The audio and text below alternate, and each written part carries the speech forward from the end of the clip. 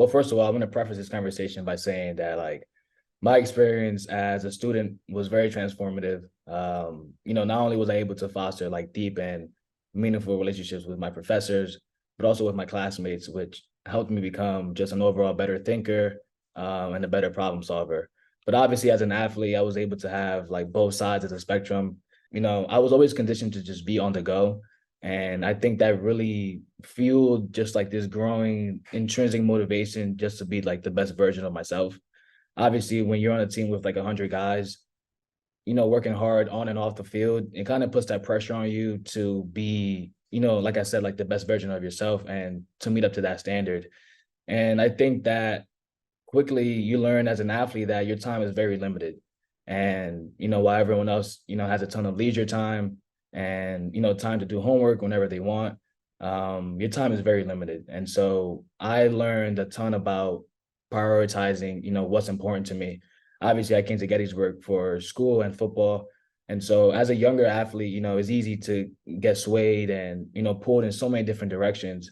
And I myself fell victim to that. But, from just having conversations with my coaches and, my support system, and my teammates, I was able to prioritize what was important to me. And that really helped me sharpen my time management skills. I think one of the beautiful things about Gettysburg is that because it's like a liberal arts college, you tend to dabble in so many different disciplines and, take a plethora of different classes and, different topics. And so I really learned how to find parallel between things that seemingly didn't overlap.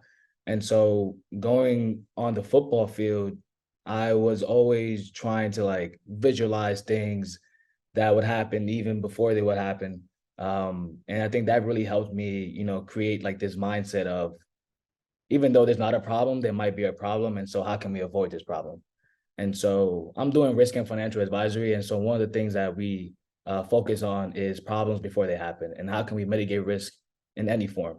And on the football field, obviously you have these game plans and, you start to wonder, you know, what things can happen, whether it be like a third down, can it be a run, can it be a pass? So you really start to visualize these things and you try to mitigate, these kinds of risks before they happen, whether it be on the football field or now at Deloitte when I start working. Instead of now communicating with my defensive line about hitting a certain gap, now I'm communicating with my team manager on compliance risk metrics. And I find that it's easier to communicate with my team manager than it is to communicate with 10 other guys on the field, in a matter of 2 seconds.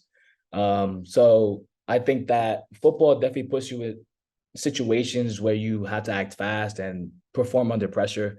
And so when you're used to just being in that environment and then, going to now, those skills translate. And I think it's been easier for me to, make the transition from, college to now the real world since I've been communicating effectively now for, a couple of years, just playing football.